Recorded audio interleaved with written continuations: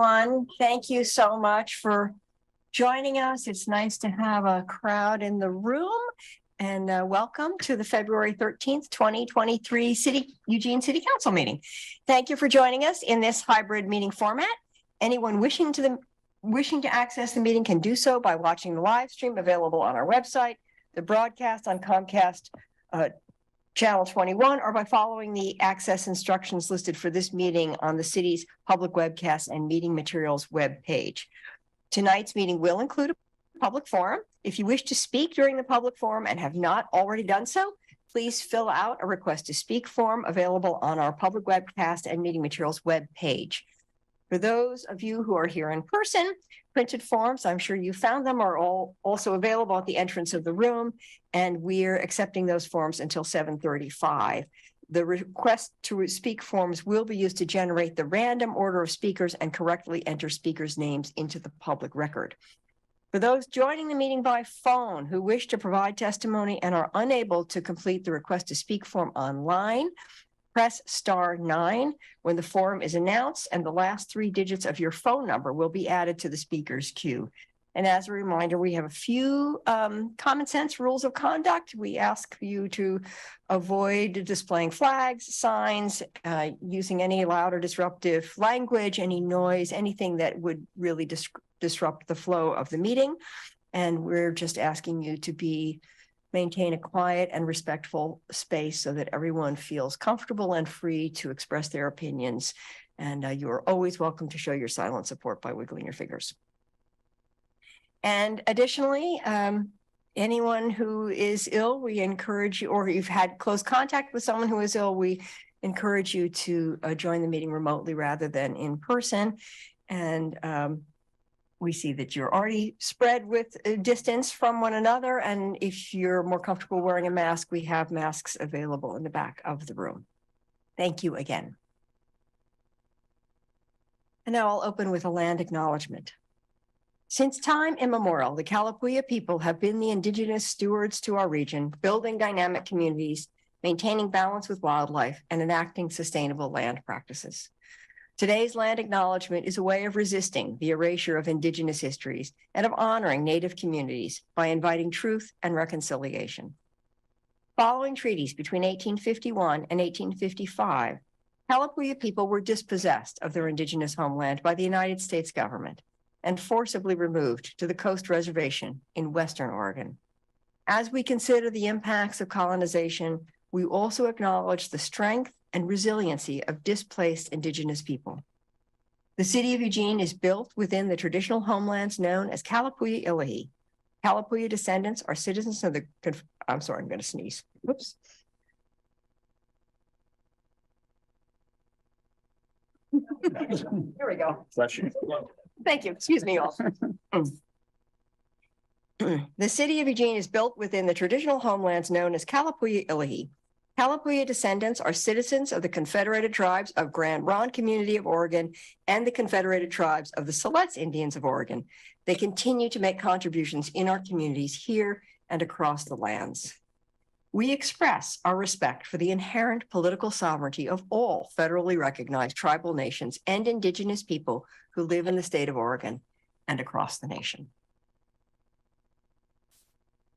And now my first order of business is a series of, I have 2 proclamations to read today. Now, the first is in honor of Black History Month. Whereas Black History Month, also known as African American History Month, is an annual celebration and recognition of achievements by Black Americans and a time for acknowledging their important role in U.S. history and in our communities. And whereas Carter Goodwin Wilson, a Black historian, recognized the accomplishments of Black American citizens and on February 7th, 1926, created one of the cultural landmarks of contemporary America, Negro History Week. The second week of February was chosen for the event because it coincided with the birthday of President Abraham Lincoln on February 12th and Frederick Douglass on February 14th. In the 1960s, during the height of the Civil Rights Movement, Negro History Week was changed to Black History Week. And whereas, as part of the National Bicentennial Celebration, President Gerald Ford officially recognized Black History Month in 1976, calling upon the public to, quote, seize the opportunity to honor the too often neglected accomplishments of Black Americans in every area of endeavor throughout our history, end quote. Since then, every U.S. president has officially designated the month of February as Black History Month. And whereas the 2023 national theme for the observance is Black Resistance, a Journey to Equality, and acknowledges the African-American resistance against historic and ongoing oppression in all forms, especially the racial terrorism of lynching, racial programs, and police killings since our arrival upon these shores. Whereas, by resisting, Black people have achieved triumphs, successes, and progress as seen in the end of chattel slavery, dismantling Jim and Jane Crow segregation in the South, increased political representation at all levels of government, desegregation of educational institutions, the passage of the Civil Rights Act of 1964, as well as increased and diverse representation of Black experiences in media. Black resistance strategies have served as a model for every other social movement in the country. Thus, the legacy and importance of these actions cannot be understated. And now, therefore, I, Lucy Vinis, Mayor of the City of Eugene, Oregon, do hereby proclaim February 2023 to be Black History Month in Eugene, Oregon, and encourage all community members to join in this special observance to study the history of Black Americans' responses to establish safe spaces where Black life can be sustained, fortified, and respected. Now, thank you. And then a second proclamation, a new one to me, International Mother Language Day. Whereas the United National General Assembly established International Mother Language Day, a worldwide observance held annually on February 21st, to promote the preservation and protection of all languages used by peoples of the world, and to pay tribute to those individuals who have sacrificed to save their own language and heritage for future generations. This date was chosen in honor of the anniversary of the day when the people of Bengali fought for recognition of the Bangla language and whereby lives were lost to protect their native tongue.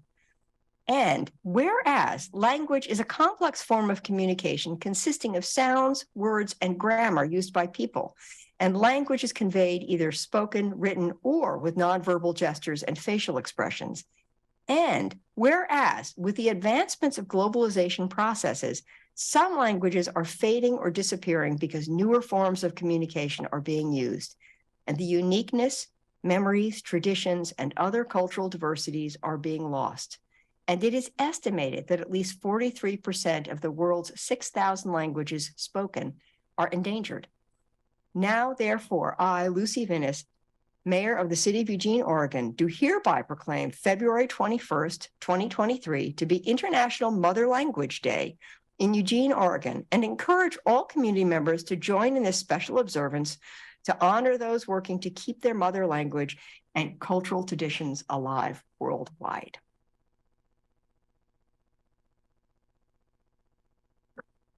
Thank you all for listening to all of those. I find them so interesting. We have a new staff person who is writing these proclamations, and they're just full of historical, and it's just, they're fascinating. So I hope you enjoy them as much as I enjoy reading them aloud. Okay, with that, we're ready for committee reports and items of interest. Are there counselors with things to report or comments to make? I have just a brief one. I won't talk too long since I've been talking a lot already, but I am sitting on the Lane Act board, and we had a presentation by ODOT last week, and the first round of funds through the bipartisan infrastructure law are the request for proposals is about to be released, and so the state of Oregon will be submitting proposals for electrification of our highways. And so this is the first funding available. It's called the Oregon National Infrastructure. No, the Oregon National Infrastructure Plan. And we are apparently well positioned to compete for these, to apply for these funds, because the state of Oregon, ODOT, had already done what they call a TINA, which was a transportation electrification needs analysis. And they have identified the first corridors that would be due for electrification. What's interesting, maybe for all of you, is that between Eugene and Portland, it's considered we already sort of meet those very specific federal standards, but from Eugene south on I-5, we don't. So that stretch, I-5 Eugene south, would be one of those target things. I'm not going to list the whole thing, but you can actually go to the ODOT map. This will be open for public comment starting in February and March. And so ODOT is actually looking for people's feedback on those proposed routes that they would do that. But it is very exciting. We've been talking about this, and those federal funds are finally coming available. So I found that inspiring and hopeful. And with that, I think we're ready for the consent calendar. Thank you, Mayor. I move to approve the items on consent calendar 1. Second. All in favor, please raise your hands. 1, 2, 3, 4, 5, 6. Thank you so much. That passes. And with that, we are ready to move on to the public forum. The public forum is an opportunity for individuals to speak to the City Council on any city-related issues, except for those items which have already been heard by a hearings official. Speakers during tonight's public forum should not address the proposed changes to the Skinner Butte Heights limitation area. The evidentiary record for that item closed on January 17th, and the council is not accepting any additional testimony on the proposed ordinance. If you are planning to talk about the ordinance, please do not do so. If you begin speaking about that issue, staff will ask you to stop. And with that, I'm going to turn to Cherish to share the list of speakers so people can see where they are. We have 25 speakers this evening. And I will just thank you. So I'll note that we limit the public forum to 90 minutes, but I think with 25 speakers, we will not have a problem giving everyone a chance to speak. But as always, we encourage you to be succinct if you can, because it just allows time for everyone to have a chance. And so with that, Cherish, I'm turning it over to you. Yes. If you have signed up to speak via Zoom, please take this time to ensure that your screen name in Zoom matches the first and last name you use to sign up to speak. If your screen name does not match, we cannot promote you to a panelist to speak when it is your turn. Staff will announce 2 speakers' names at a time. If you are providing testimony via Zoom, when it is your turn, we will announce your name and promote you to panelist status, and you can unmute and turn on your camera if you wish. If you are announced as the next speaker and physically in the room, please move to the seat in the front row designated for the next speaker. When it is your turn, you may come to the podium. When you are called to speak, please state your name clearly, and for Eugene residents, your ward or neighborhood, if known, before beginning your comments. You will have 2.5 minutes to speak. If you are watching the meeting, the timer should be visible.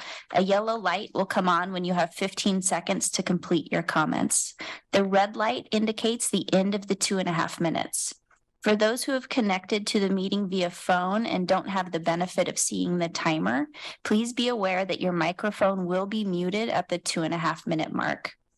Please note that screen sharing or displaying information on the screen is not allowed, and any misuse of the platform or violation of the council's code of conduct will result in immediate termination of speaking privilege.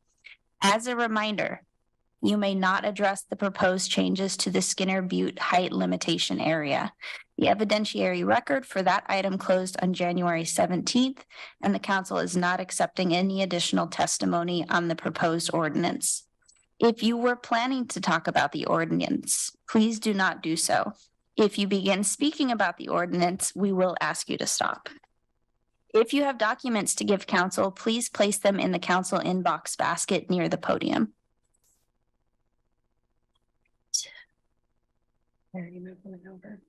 Okay.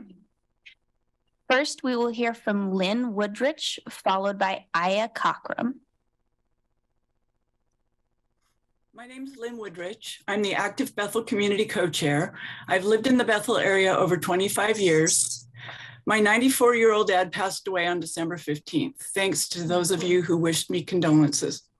I will be living in Ward 6 until June, and then we'll move back to my home in the Bethel portion of Ward 8. I'm speaking for the Active Bethel Community Board. We sent you a letter of support for the Public Health Overlay Zone and risk bonds, and another supporting electrification.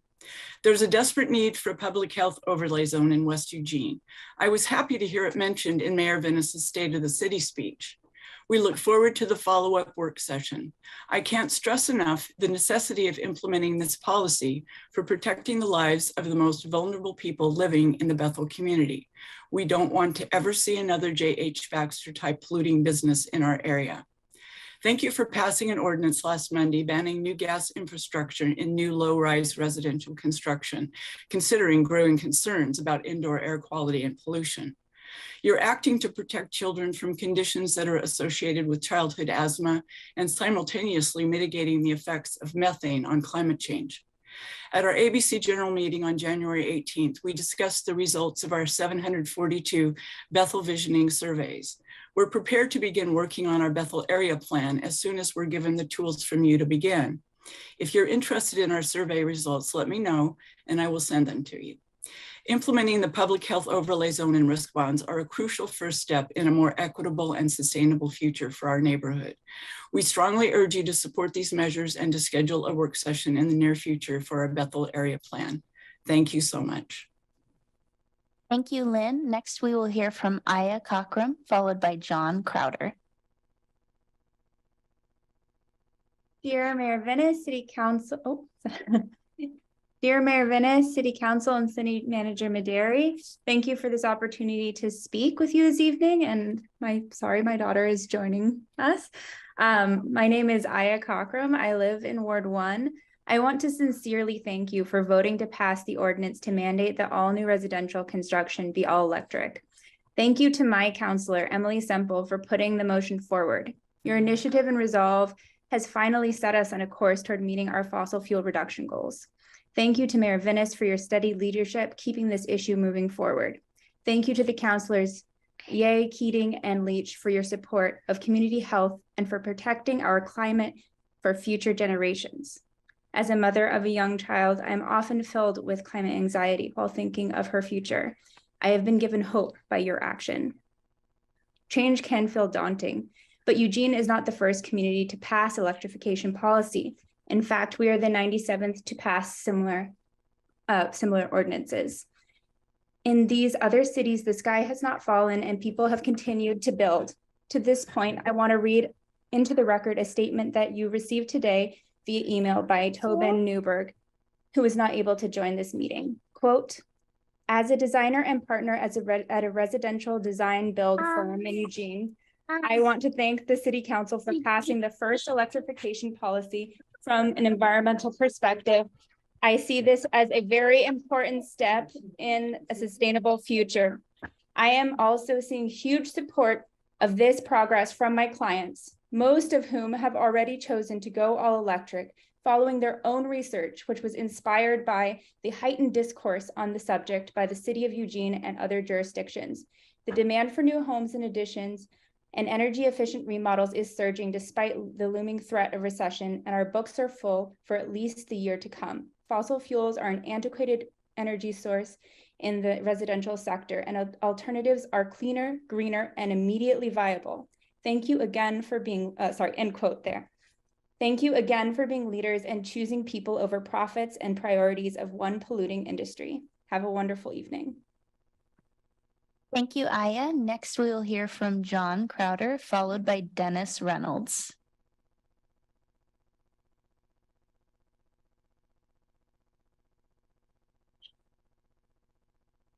Mayor and councilors, thank you for the opportunity to speak before you.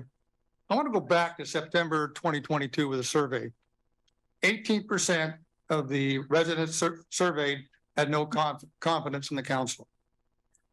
Not much confidence was 38%. That's 56% really didn't have confidence in what you folks are doing. 37% had some, and 4% were really encouraged by what you're doing. So I reflected on that during this issue of the natural gas ban. Over the last 2 months, close to 200 people spoke before you.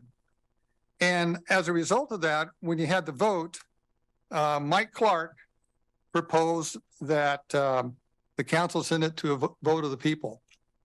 Greg Evans and Randy Groves supported that. And I applaud the three of you for doing that. The rest of you folks, for some reason, felt that you had more, you had the right to make the decision for the voters in the city. And I just think that was a really bad decision.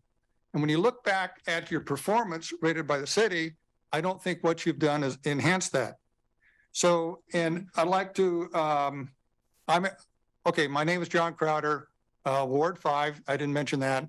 I'm also kind of a hybrid because I live in off of River Road in Santa Clara. And so technically Ward 7 is kind of my interest also. And we went through a recall, and the recall basically happened because the council person wasn't listening to the voters. And so now we have Lindsay Leach.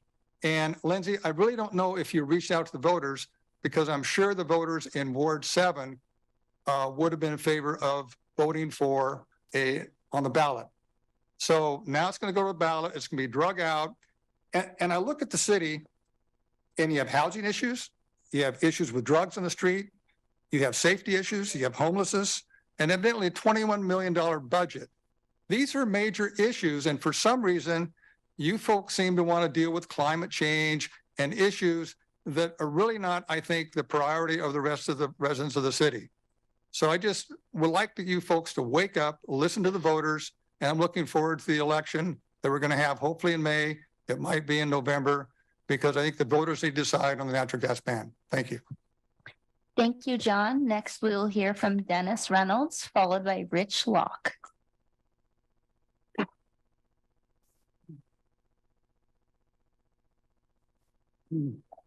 Moving city councilors and city manager. My name is Dennis Reynolds. I live in Ward 3. I'm proud to serve as a member of your Sustainability Commission, but I'm not here tonight in that role. I'm here tonight as a affiliated community minister of the Unitarian Universalist Church in Eugene, and as part of Interfaith Earth Keepers. And last week, at our congregation, we hosted on Sunday night, a Sunday afternoon and into the evening, a Interfaith Climate Summit. And we ended it with a vigil on the street where we all held little electric candles calling for electrification of Eugene. Prayerful calls. And Monday afternoon, you answered those prayers. You know, you took a step, you took action on the climate action plan. We've had a great plan for a long time. We're now beginning to take action. And I want to thank all of you personally for being here. I want to virtually, thank my own counselor, Zelenka, for, in spite of his concerns about process, voting in favor of moving forward to taking this step and advocating for more steps that he would like to have been packaged together. So I want to thank you for taking this first step, urge you to continue the process for more action, and doing what you were elected to do, which is to take action. In particular, I also want to thank you tonight for your vote in favor of establishing a new city council building in the eWeb headquarters. And I look forward to meeting with you in that building, which I think is really, really particularly significant, that it's just upstream from where Eugene Skinner put his cabin to start this community in the first place. One of the first settlers. So it's consistent with our history. It's consistent with the call that all of us who elected you asked you to take action when you felt it was in best interest, all of it. Thank you, and happy Valentine's Day. Thank you, Dennis. Next, we'll hear from Rich Locke, followed by Linda Kelly. Hi, I'm Rich Locke. I'm a business owner in Ward 8. I want to follow in behind John Crowder. I really am wasn't expecting to see it turn out like this, to where we slipped the vote, that public vote, into a work session, voted out, and then vote immediately for that ban instead of trusting the voters to bring it forth correctly. I want to say, Lindsay, Ms. Leach, you're setting a real good precedence for your ward right now. I don't believe anybody in that ward would have voted with you or condoned you to vote that way.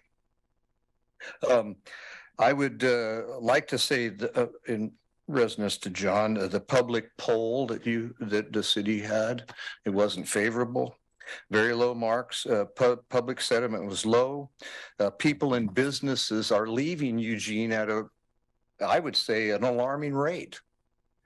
There's more for lease signs inside of commercial buildings than I've seen in the 30 years that I've certainly lived here. And so I just got to ask, why would you folks do that when you had the perfect opportunity to just pass it to the people you're trying to please and allow them to make that decision, but you had to just do it? That's all I got to say. Thank you, Rich. Next, we will hear from Linda Kelly, followed by Ann Pernick. Good afternoon, Mayor and City Councilors, City Manager. My name is Linda Kelly. I live in Ward 1. I don't have prepared speech tonight at all. I just am here to say thank you, basically. I know it was a challenging decision. And, you know, when people talk about bring it to the voters, what's not said is how much money, how big money is speaking, and how big money will frame the dialogue that goes along with that vote. And I think that's something that hasn't been spoken. And as you can see by the very expensive ads that have been running daily in the Register Guard and even in the weekly, there's big money there. Okay, so the playing field is not going to be even.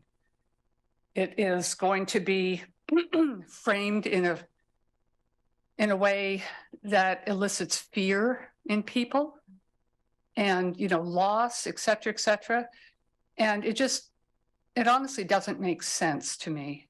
You know, it is new construction only, it's residential only, and it is the one thing that we can do and that we're going to need to do eventually anyway. There's no doubt about this. We cannot continue to burn fossil fuels in the way we have. That's all there is to it. So I just want to say thank you so much. And I've dropped my rose. I know it's hard to be an early adapter, even though there are people in other states that have done this, but I know it's challenging. And just thank you very much, all of you. Thank you. Thank you, Linda. Next, we will hear from Ann Pernick, followed by Dylan Plummer. Hello, Mayor Venus, City Council, and City Manager Maderi. Thank you for the opportunity to speak. I'm Ann Pernick, and I'm with Safe Cities that Stand at Earth, connecting to you from Portland, Oregon, and working with local government leaders and advocates all across the US and Canada. I wanted to thank you and congratulate you for passing the first building electrification policy in Oregon and keeping fossil fuels out of new residential construction in Eugene. You have shown great leadership in the city and the state and are part of a growing movement of local governments up and down the West Coast between British Columbia and California and in cities across both of our countries. This is a great step for Eugene's health and safety and for global climate. Again, thank you and congratulations. Thank you, Ann. Next, we will hear from Dylan Plummer, followed by Bethany Cotton. Mayor Venus and Eugene City Council, thank you for this opportunity to testify. My name is Dylan Plummer. I live and work in Ward 3. I'm a senior campaign representative with the Sierra Club, an environmental nonprofit which represents thousands of members and supporters in the city of Eugene. I'm testifying tonight to thank my council member, Councilmember Zelenka, and council members Semple, Leach, Yeh, and Keating for your votes in support of common sense climate policy last Monday. and to Mayor Vinnis for your unwavering leadership on this issue. Over the past 2.5 years, you have heard from countless Eugene residents at almost every single work session since November of 2020 regarding the necessity of addressing the climate crisis and specifically decarbonizing our buildings. You have heard support from dozens of organizations, local, statewide, and national. You have heard support from multiple neighborhood associations, including Friendly Area Neighbors, Downtown Neighborhood Association, and the Active Bethel Community. You have heard support from the Sustainability and Human Rights Commissions of the city. You have heard support from local business owners. You have heard support from local building professionals. You have heard support from medical professionals and seen strong resolutions at the national level highlighting the impacts of burning gas from reputable organizations, including the American Lung Association and the American Medical Association. You've heard from our community at large that they strongly support taking action to address the twin crises of climate and public health here in Eugene. And just like the other 96 cities that have taken similar actions across the country, you decided to do just that and to act. And even in the face of aggressive lobbying from the fossil fuel industry, from those big dollar spenders that were mentioned before me, you made a stand for the most vulnerable in our community, not for the big corporations, not for the influence peddlers, but for those who will be most impacted by air pollution, by the climate crisis, and by environmental degradation broadly. So I'm here tonight to just say a wholehearted thank you for taking a stand and for forging a path of what climate justice can look like for Eugene and for the rest of the state. So thanks again, and specifically thanks to my counselor, Alan Zelenka. Thank you, Dylan. Next, we will hear from Bethany Cotton, followed by Danny Noonan. Good evening, Mayor and Council and City Manager. My name is Bethany Cotton. I am resident of Ward 7. Welcome to my new council person. And I'm here to express gratitude.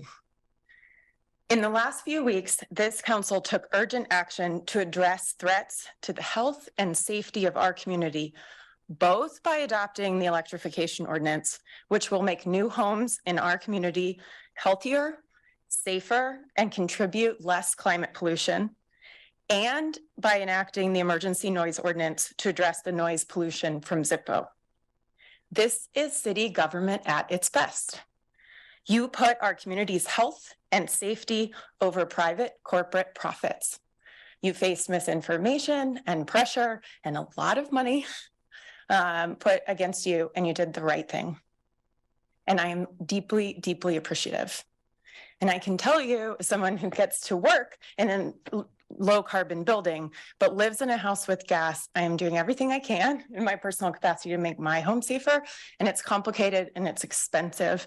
And I'm so glad that people buying new homes in Eugene are not going to have to face those barriers, that they're going to start out in a cleaner, safer home that doesn't contribute to climate change. Because there is no bigger issue for our community going forward. There just simply is not, if we don't enliven our climate action plan and reach our climate recovery goals.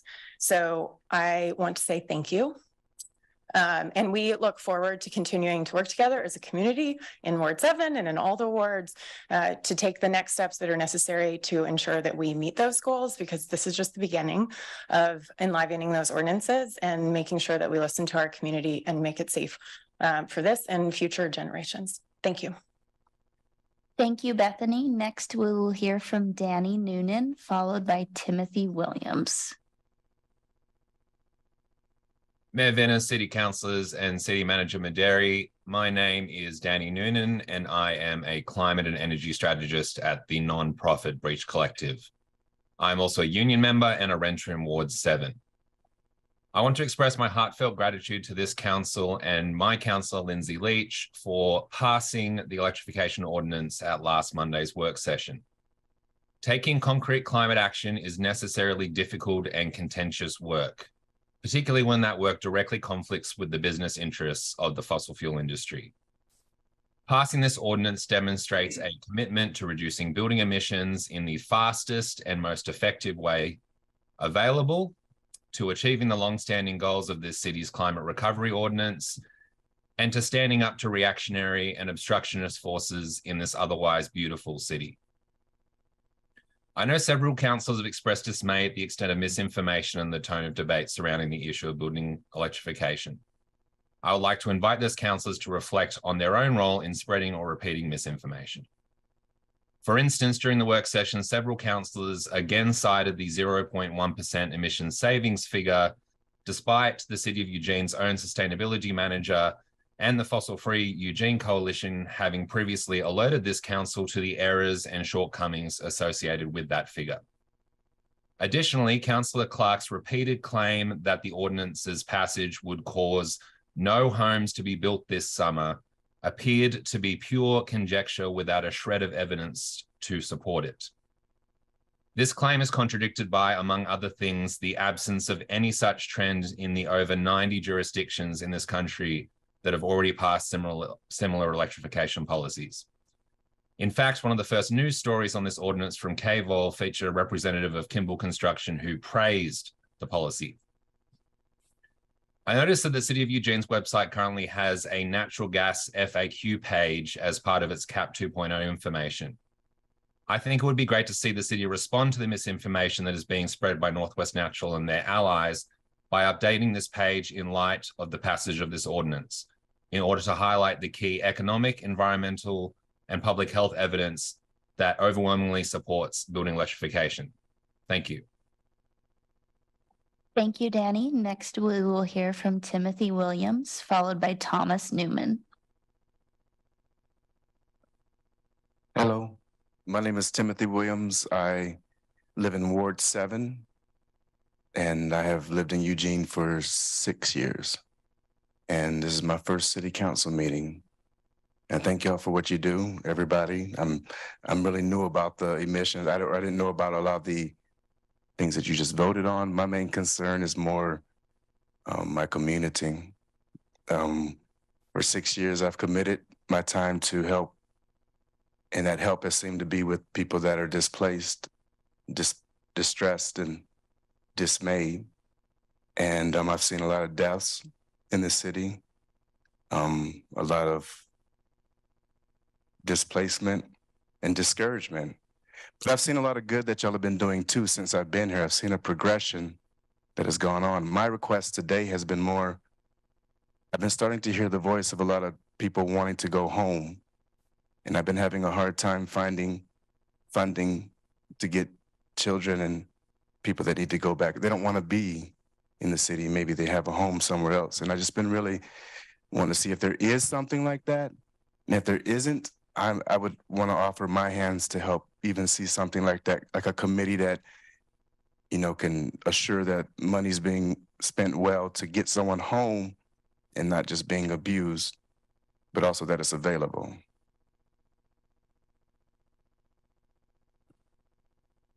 Thank you, Timothy. Next, we will hear from Thomas Newman, followed by Wayne Martin. Thomas Newman, Ward 2. I just want to say what you guys did was the right thing to do, but there's much more we need to do to fight climate change. We need to reduce the reliance on our reliance on how much single family housing is built, and we need to do more to reduce our usage of cars and to have more public transportation like the EMX, so people can get around town more conveniently than a car. There's much more we need to do, but I believe that this was the right. We took the right steps, and we need to continue on doing what we're doing. Thank you very much. Thank you, Thomas. Next, we will hear from Wayne Martin, followed by Tomoko Sekiguchi.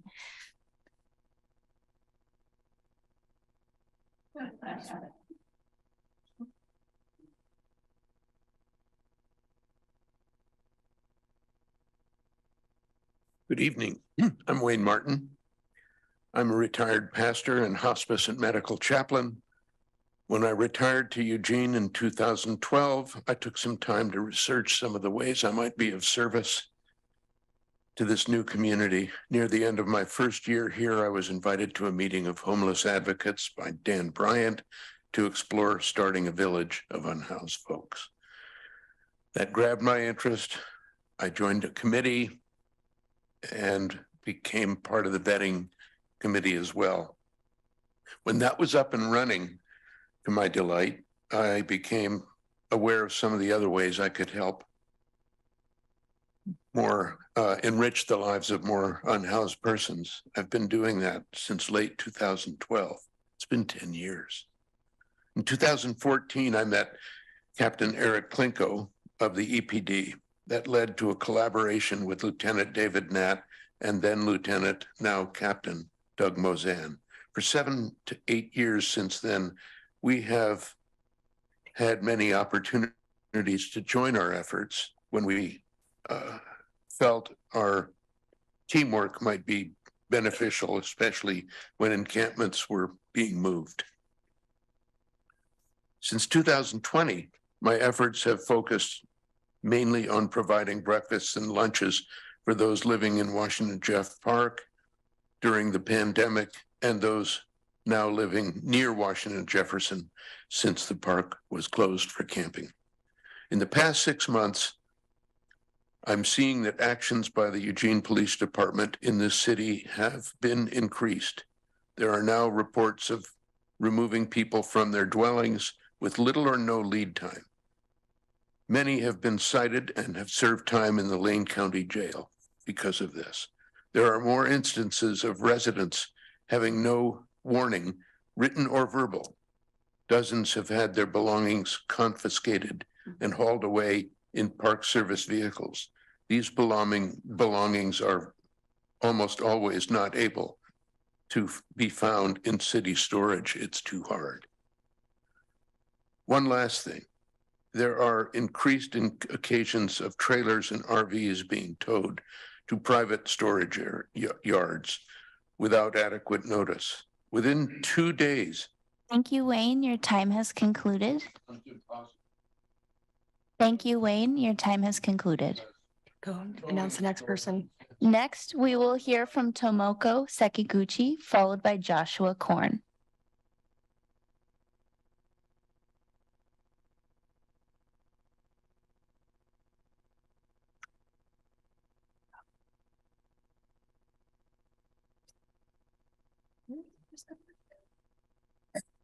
Good evening. My name is Tomoko Sekiguchi.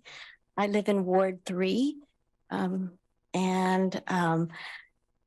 It's a cold and rainy night out there. It looks like it's about to snow, but I wanted to come. I rode my bicycle so that I could say thank you to the counselors who voted to pass the ordinance.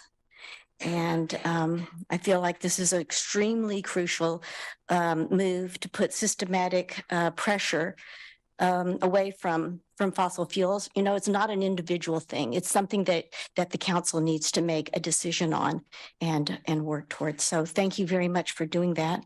And thank you to Mayor Venus for your strong leadership in promoting this ordinance. And also to Councilor Simple for starting it up. So thank you very much. And, you know, just to say that if we're the 97th city to adopt an ordinance like this, there is a precedence for it. There, you know, this is the way that things are going to go. And we are also the first in Oregon to pass the ordinance. And so we're in a leadership position in that way. So and so I think that we're on a good track, and I appreciate very much all of your work and your wise guidance. Thank you. Thank you, Tomoko. Next, we will hear from Joshua Korn, followed by Charles Arford.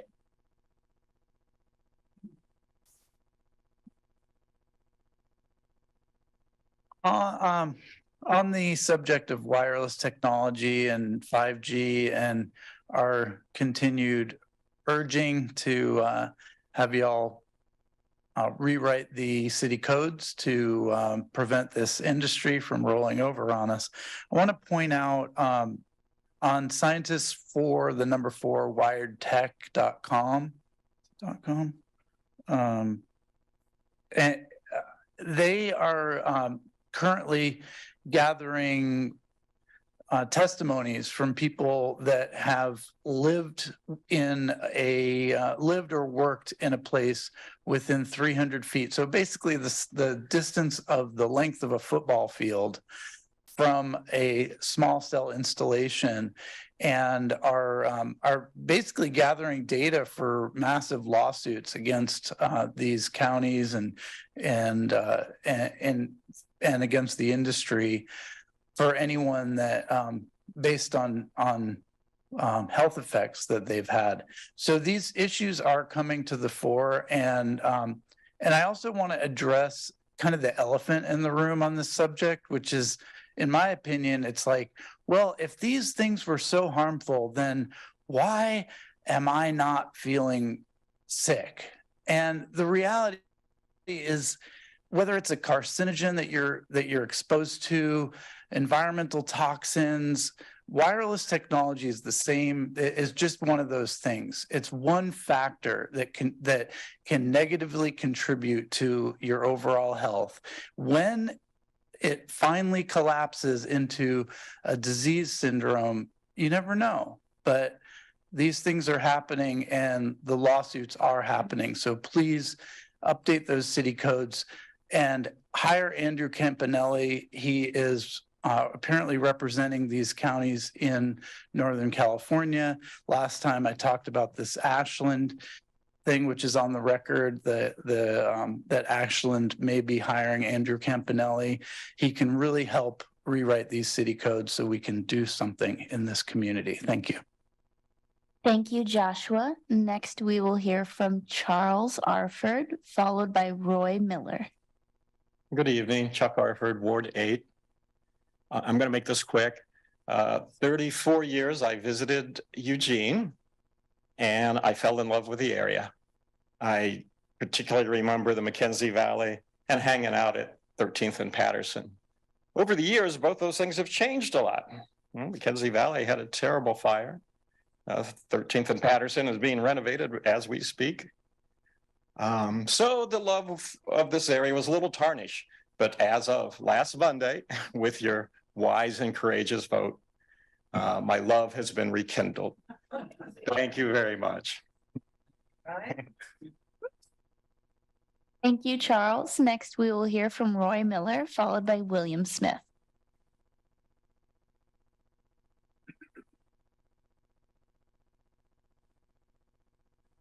I'm Roy Miller, resident of Ward 7, speaking for Energy Choice. We're all in favor of clean air, water, and interested in the future of our society. The path towards these goals is what is under consideration here. I spent the last 30 years of my work career helping to design and develop some of the largest, most advanced state-of-the-art recycling systems worldwide. I have a long history in resource recovery and energy management. Shannon, my wife, and I oppose a ban on the use of natural gas as an energy source. About 2 weeks ago, we submitted comments to our Ward 7 representative regarding energy choice, and we addressed the strategic benefit, economic benefit, community benefit, and the consequences of the loss of energy choice. And we also asked the question, what is the goal of limiting energy choice? I watched the last council meeting online with great interest. I understand the often stated goal of trying to reduce our dependence on fossil fuels. The course to this end is, however, doable, but much longer and more involved than can be described in a single edict to eliminate energy choice.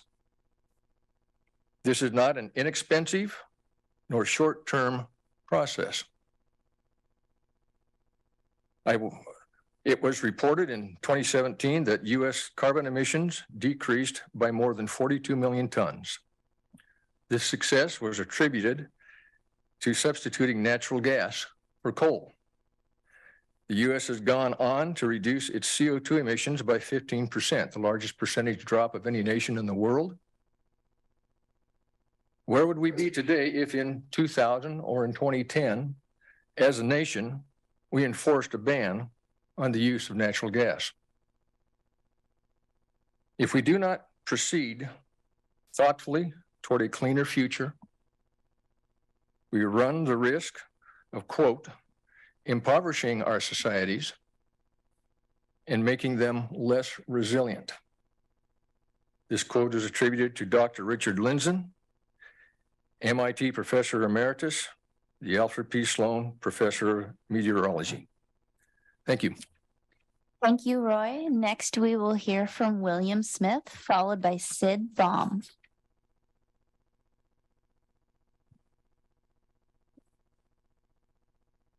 Thank you. William Smith, Ward 1, here to talk about wireless safety and broadband infrastructure as it relates to equity and economy, which I talked about in my last testimony. And this time I'd like to add a third, environment. And you may realize this is part of the triple bottom line: equity, social equity, economy, and the environment. And I noticed it was something in the strategic planning work session agenda notes. So I thought I'd try to tie it in there as well. So last time I talked about a business owner I was visiting as a Comcast rep was installing Wi-Fi equipment because a 2-year contract had been signed locking him in. And when I told him he could have saved $1,000 over about a year, multiplied by 2 years, he winced because he knows just to pay that Comcast their extra, he needs to invest in $20,000 worth of inventory to mark it up 5%. This is typical in retail. And then if he can sell that $20,000 worth of inventory, then he can pay his Comcast bill. And if he can't, then he's going to have to take it out of somewhere else, maybe lay someone off. Is this equity? I don't think so. Comcast gets their chunk. He doesn't. Equity doesn't quite add up.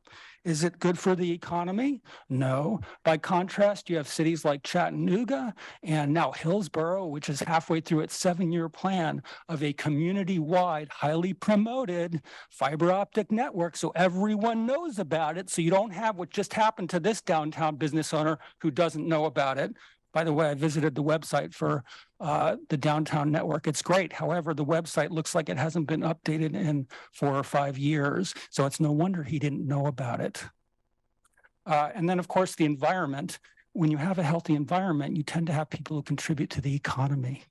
So someday maybe we could do one of those citizen lock tours, but bring along a meter and look and see how healthy our environment is in terms of electromagnetics. Thank you. Thank you, William. Next, we'll hear from Sid Baum, followed by Catherine Hunt and Raging Grannies. Good evening, Mayor Venice, city councilors and city manager. My name is Sid Baum. My husband and I have a working family farm southwest of Eugene. Today I was in Eugene to mail a package at the post office downtown on Willamette Street. I was approached by a petitioner with a clipboard who asked me whether I lived inside the Eugene city limits. I replied, no, I don't, but that I was curious about the petition. She explained that the Eugene City Council wants to ban gas in new homes in Eugene, and that the petition would allow the choices to go to the Eugene voters. I asked if she was a paid petitioner, and she said yes, then pulled out a card that says in green and white, "Be a voice for energy choice." The card shows six sponsors, including Northwest Natural, 3 local unions, the Oregon Hop Growers Association, and the Oregon Restaurant and Lodging Association. We all want to have a voice, and we all want choices in life. But it's also important to have factual information about the choices we make. In this case, the gas utility appears to be avoiding the facts about the problems with methane gas and turning the focus of the issue to a simple matter of energy choice versus what they call forced electrification or just a gas ban. The back of the card has 3 bullet points, one being all forms of renewable energy are needed in a balanced, affordable, low carbon future. In order for citizens to have a real choice, the facts about methane gas which is not a renewable resource, need to be clearly stated. Of course, we're not going to get those facts from a gas utility whose power source is methane gas, 86 times more powerful at trapping heat in the atmosphere than carbon dioxide in its first 20 years in the atmosphere. Even the name natural gas is a deliberate misnomer. Microtrends, an investment research company, states the net worth of Northwest Natural as of February 10th, 2023, is $1.7 billion. That gives the gas company a bit of money to wage the campaign for the survival of their industry and against the local transition to electric power.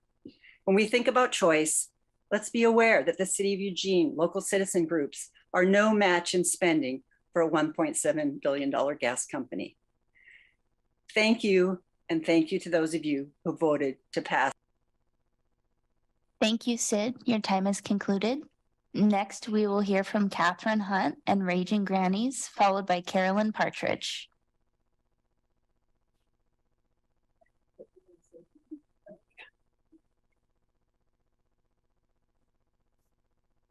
Good evening. I'm Catherine Hunt and I live in Ward 7.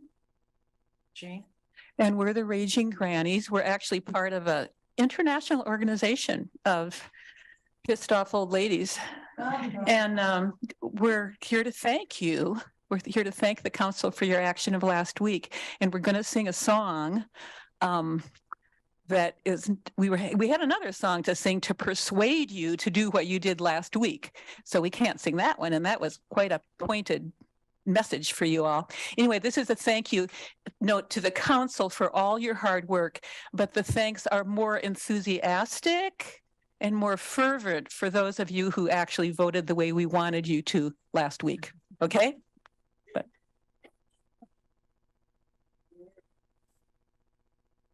we thank you, council. Oh, yes, we do. You acted brilliantly as white folks do. Electric. So you. Council, we elect you. Your vote to electrify you will help us to reach our we to do. We can do. Oh, council, we thank you.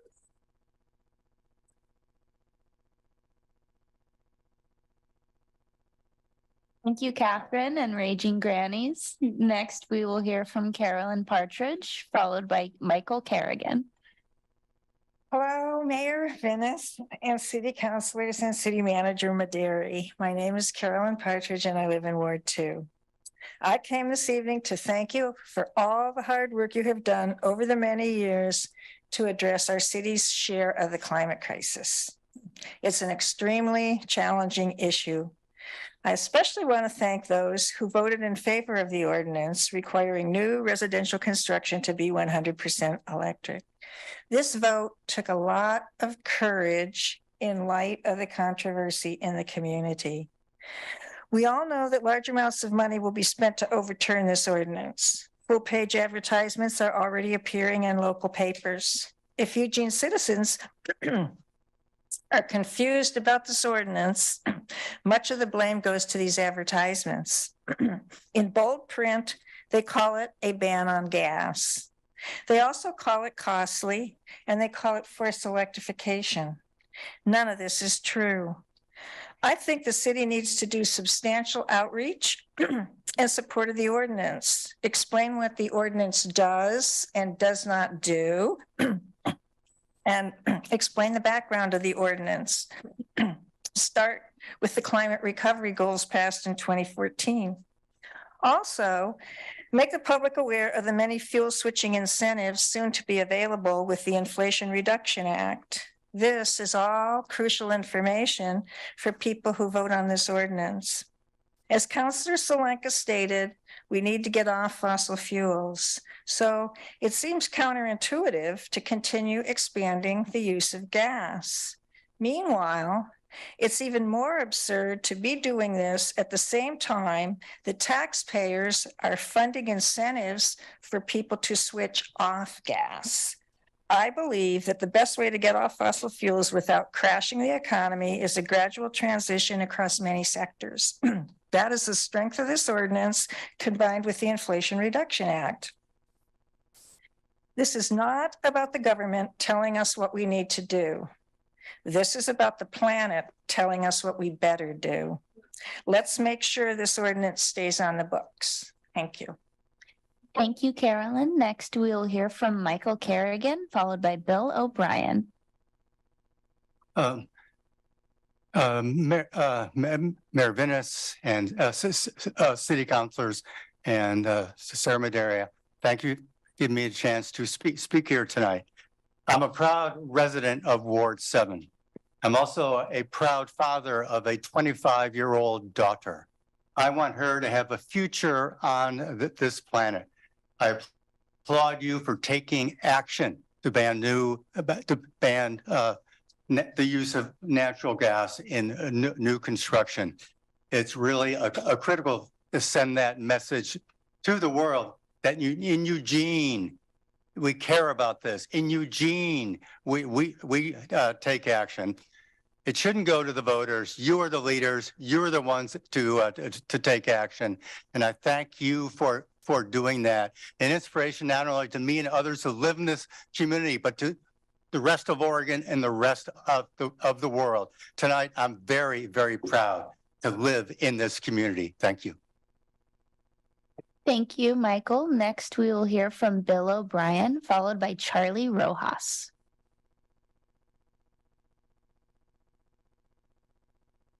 Hello. I understand you're going to vote on this height variance tonight. Is that correct? I'm sorry, that's not something you can discuss during a okay. public forum. Oh, okay. Yeah, well, while you vote or when you vote, have you considered I'm sorry, that is not a subject they're accepting testimony on. If you would like to speak on another topic, you will be able to do so. well, I'd like to show them.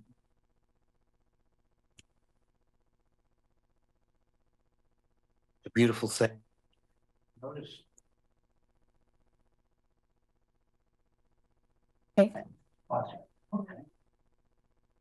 Testimony, thank you. The record is closed. I really. 23rd special meeting. It was concerning the 8 acres of university property for 4 acres of Nike. And I tried to listen carefully to you. And I like what the city manager said. But if I have my facts right, I'd like to get some of my facts correct. Now that she referred to that property, which is owned by the University of Oregon across Autzen Stadium. It's owned by the University of Oregon. The 4 acres you're considering is 4 acres around it somewhere, whether across the street or right in that area. So Nike, University of Oregon, it's the same. That's who you're dealing with. This is the second time you've dealt with the University of Oregon, I believe, on what to do with the riverfront. I think you need housing. Okay, if you're going to put 8 acres, you're going to exchange 8 acres for 4 acres for Nike, you need to do housing. Forget about a kayak drop-off point. It's just not going to cut it. Nike is worth $189 billion. Okay. We gave away $20 million, I believe, to Nike for this World Track and Field Championships. And we didn't get much benefit. The only people that really got benefit was Prince Puckler's Ice Cream, or Market of Choice, in that area on 19th Street, Southeast Eugene. I really, you have a thing, you had some facts. One of the facts is you'd have a $1 million transference for this land if it goes through. This may happen within a few months. It may happen in a few years. It's not signed till they Nike, University of Oregon's the same, that they have their plans and they're ready to start to dig the earth. Thank you, Bill. Your time has concluded. Next, we will hear from Charlie Rojas, followed by our final speaker, Deborah McGee. Hi, I'm Charlie Rojas, and I live in the River Road area of Ward 7. For over 2 years, the River Road and Santa Clara community organizations have used their monthly meetings as platforms for social justice education. Topics include systemic racism, white supremacy, and my favorite, white fragility. As a second-generation Mexican-American, I've never seen nor experienced any of those things. Nevertheless, I keep an open mind, and if city-chartered organizations claim such things exist, they must know what they're talking about. But a few weeks ago, Greg Evans, Eugene's only African-American councilperson, stated in an interview with Whole Community News that he was a victim of racism directed at him by a fellow councilperson. How could this be? After all, Eugene keeps reminding us that racism, intolerance, and exclusion will not be tolerated. Yard signs throughout the River Road, Santa Clara area, disseminated by RRCO, SCCO, say the same thing. But after describing what occurred, Greg Evans made a compelling and very disturbing case that, in fact, a repugnant racist incident was directed at him. And that one of your colleagues believes that the only African-American councilperson couldn't possibly make the right decision. Therefore, he needed to be coaxed to do what that person thought was right. If some of you have not heard Councilperson Evans' interview on Whole Community News, go to the Whole Community News website and listen for yourselves. So, what is Eugene's political and administrative apparatus going to do about this? This is a civil rights matter. The U.S. Attorney's Office is located at 405 East 8th Avenue, Suite 2400. Is the council going to condemn or at least reprimand who Councilperson Evans said did this to him? With your failure to properly address this problem, it becomes apparent claims of the importance of justice, equity, and inclusion are empty rhetoric. If you're going to ignore this situation, get the RRCO, SCCO to quit their virtue invocation and posturing. Stop using taxpayer resources for printing up signs pretending you care about things you don't. P.S. I'm from San Francisco, and I lived there during the time when Enron gained the electrical power system and distribution networks in that area. For over a year, we had rolling blackouts throughout that entire area. Enron deliberately targeted poor areas and poor people and didn't give a damn about what happened to those folks. If you think that, in fact, electric power is not going to be, if you will create a monopoly and allow electric power to be distributed only through monopolies, as you're doing now, then you have really no idea what you're doing. Thank you, Charlie. Next, we will hear from our final speaker, Deborah McGee.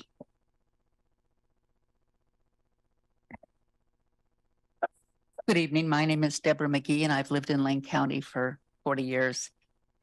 If you're in my age demographic, you grew up when smoking indoors was legal. Cigarettes in restaurants while you ate, at the workplace, in hospitals, all legal. I breathed secondhand smoke in my own home. I had no choice. When science and truth overcame the lies and deceptions of the tobacco industry, we understood the product caused serious harm. Leaders stopped the harm and protected people. It became illegal to smoke indoors in most places, and it happened not by a ballot measure, but through leadership. There was a lot of pushback and a lot of money funding it, but strong leaders did the right thing. I was struck by a comment from Councillor Leach at the special meeting about children living in homes with gas having no choice. 13% of them have no choice about getting asthma. When I taught at Pacific University, I had school counseling students doing internships 600 hours in the public schools, so I visited almost every school in this area. At Fairfield Elementary, I noticed something was different. There was a steady stream of children coming to the office needing their inhalers. Fairfield is in a low socioeconomic status area, a poorer part of the town with many BIPOC renters. And I now suspect those children breathe methane gas in their homes. Methane gas is not a safe product, and your vote made children safer in our community by getting future methane out of the air that they have no choice about breathing in their own homes. You did the right thing. for the health and safety of our community, and we are grateful. And perhaps it's obvious, but the majority of the activists that support your decision that Northwest Natural likes to condemn, we have no personal financial gain to be made of this. Only the gain of increased health and reduced toxic emissions for everyone. On behalf of many folks in our community who participate as volunteers with 350 Eugene, thank you, thank you, thank you. Thank you, Deborah. Mayor, that was our final speaker.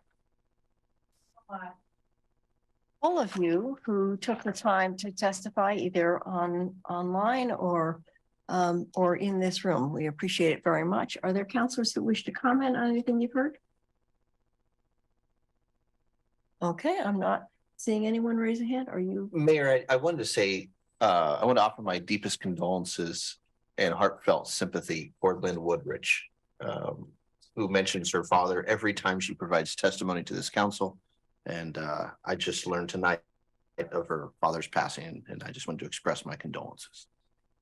Thank you for that. And I also wanted to follow up on one comment at Timothy Williams, you're talking about people wanting to go home and resources for that. So I did want to see if we would follow up with our homeless services team. So maybe at the end, you could take a minute to come up and we can talk to you. So thank you for offering that testimony. Okay, I think with that, we'll we're finished with the public forum and we're going to move on to council business. The city council is acting in its quasi-judicial role in considering the proposed Skinner Butte height limitation ordinance. The city council closed the record and stopped accepting testimony on the Skinner Butte height limitation ordinance on January 17th, 2023. However, after the record was closed, city councilors continued to receive emails regarding the proposed Skinner Butte height limitation ordinance. There are two legal issues we need to address regarding these emails. First, ex parte contacts, and second, whether the emails will be included in the record. So we will start with the ex parte contacts. First, we need to find out whether any of you actually read the emails. If you did, please raise your hand so I can call on you to describe the substance of the email you read. I will also ask you to state whether this ex parte contact has impaired your ability to be impartial. So checking the room. Okay, we'll start with Councilor Leach, Councilor Groves, and then Councilor Semple. I read all my emails. So this one coming in was no different. I believe I don't really recall what it said, and it did not influence my decision on this matter. Okay, thank you. Councilor Groves. Yes, I read, I think, the same email that Councilor Leach is referencing. I knew that I should not respond and did not, and it didn't influence my decision. Okay, Councilor Semple. Thank you. I also read an email and I answered it, not realizing that I shouldn't have. It was against the height allowance, and it did not affect my decision. And I see Councilor Clark also online. Yes, Mayor, thank you. Like my colleagues, I read all my emails too, and I did see at least one. I actually thought there were a couple. I don't really remember the content that well because of the volume of emails we get. It certainly has not influenced my ability to make a decision here, and which I believe I can do fairly and impartially. Okay, yes, please. Thank you, Mayor. Good evening, councilors. Lauren Summers, Assistant City Attorney. For the councilors who just disclosed ex parte contacts, by head nods, you can respond to me, but I just want to make sure that you are saying that you can still make an impartial, unbiased decision on the proposed ordinance that's based only on the applicable approval criteria and the evidence and argument that are included in the record for this application. And I'm seeing head nods from Councilor Semple, Groves, Leach, and Councilor Clark. Perfect. And just for your information, the applicable approval criteria are, because this is a code amendment, it will need to be consistent with the applicable statewide planning goals and consistent with applicable provisions of the city's adopted comprehensive plans and any applicable refinement plans. So those are the criteria that you're considering when you're making this decision. Thank you. Okay, thank you for that clarification. So the second issue we need to address is whether the emails should be included in the record. So I'm going to turn this discussion again over to the attorney. Thank you, Mayor. So in a quasi judicial land use decision such as this, there is a record of materials that are provided to the decision maker, and the decision maker should only be considering materials that are in the record. You, the city council, are the decision maker, and you closed the record for this application following the public hearing on January 17th, I believe it was. Since then, there were a couple of emails and also some testimony tonight that addressed the Skinner Butte height limitation ordinance. And in the interest of fairness and to be consistent with the requirements of the Eugene Code, what we're asking you tonight, and there's a motion in your packet, is to reject and not consider any testimony that came into you after the close of the record on January 17th. Okay, so what I need is a motion to reject all testimony submitted after the record is closed. In my capacity as council president, I move to reject all testimony received by the city regarding proposed Skinner Butte height limitation ordinance following the close of the record for the application on Tuesday, January 17, 2023. Second. Okay, any other comments from council? All in favor of that motion, please raise your hands. 1, 2, 3, 4, 5, 6, and that passes unanimously. Thank you. And so now we are ready for a motion on the ordinance itself. Thank you, Mayor. Move to adopt an ordinance concerning the Skinner Butte height limitation area, amending section 9.6715 and figure 9.6715's paren 3 end of paren of the Eugene Code 1971, included as attachment A to this AIS. Second. Any questions, comments, discussion? Councilor Semple. Thank you. Once again, this is a motion that causes me a lot of distress. I see both sides. Housing's critical, an extra 100 units. It's pretty critical. However, I don't think this is the only place we could put another 100 units. And I'm just really concerned about any blocking of the Butte. The Butte belongs to all of us.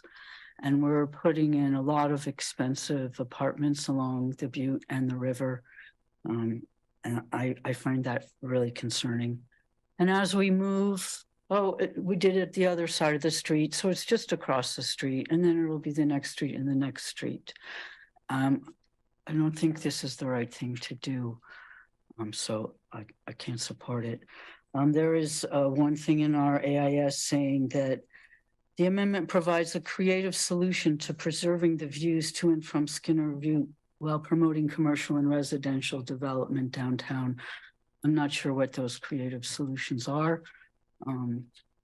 I walked downtown today and went through those parking lots, and it really doesn't matter how tall a building is. If you're right next to it, I can't see over a one-story building. Looking down the streets is really the only way you can see the Butte. And I'm just thinking this is not the right thing to do. The Butte belongs to everybody. Thank you. Okay, thank you. I have Councilor Clark and then Councilor Grove and then Councilor Leach. Thank you, Mayor. I have a question, a clarifying question of city's attorney, if I could. If she can tell me when exactly the city of Eugene passed the initial Skinner Butte height limitation? Councilor Clark, I'm not sure if you can see me here at the podium, but I'm going to defer that question to Dylan, who I believe is virtually here tonight. Yeah, Dylan, can you speak to that history? Yeah, I can. Good evening, Dylan Huber-Hydorn, Community Development Division. I know that the first amendment that you're alluding to the Skinner Butte height limitation area was passed in 2018. The exact date, I couldn't tell you. I'd be happy to dig it up if you need it. And that was the establishment of the height limitation? Sorry, no, that was the previous adjustment that increased heights for a row of properties along in that area. I believe the height limitation area was originally implemented in 1968. That was either the construction of Yapoa or the passage of the height limitation area, which was just a couple of years later. So that was before, say, for example, we had more of a community planning focus around growing with increased density in our core. Thank you very much. Okay, thank you. Councillor Groves and then Councillor Leach. Thank you, Mayor. We need housing. We need housing, we need housing, we need housing. We have a 1.5% rental vacancy rate, which is very low compared to the national average, which runs between 6 and 8%. We don't seem to want to expand our urban growth boundary. We don't seem to want to fill in our wetlands for construction. That leaves us the choice of densification, which we all say that we need. This is an opportunity to add an additional 100+ units of housing that are needed in this community. I'll recall or point out to my colleagues that we did have pictures with sight lines of the butte with a red line through it. You all recall that, where it showed what we were going to lose in the way of a view corridor.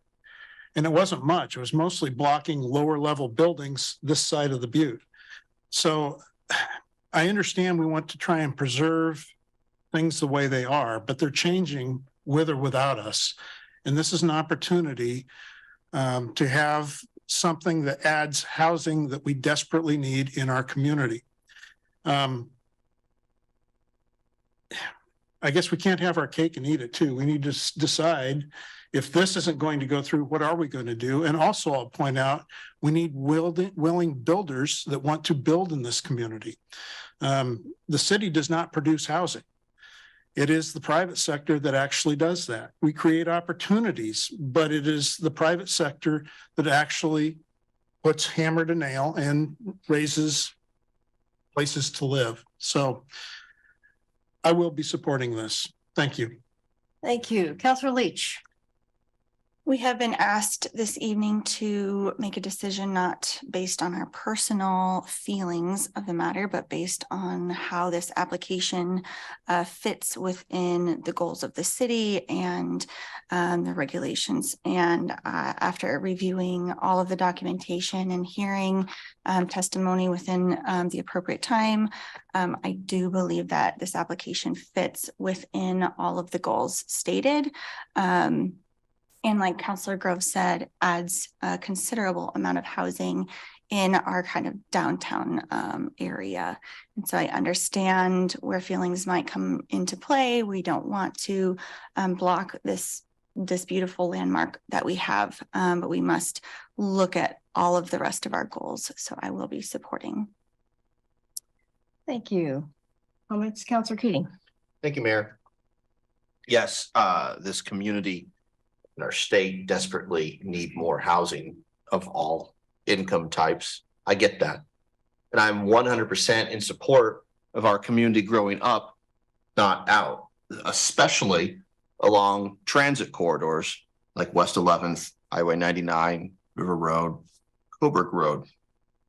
Blocking the butte raises serious aesthetic concerns and environmental questions that I raised at our January 17th public hearing. I have yet to receive any response about my questions, my environmental concerns.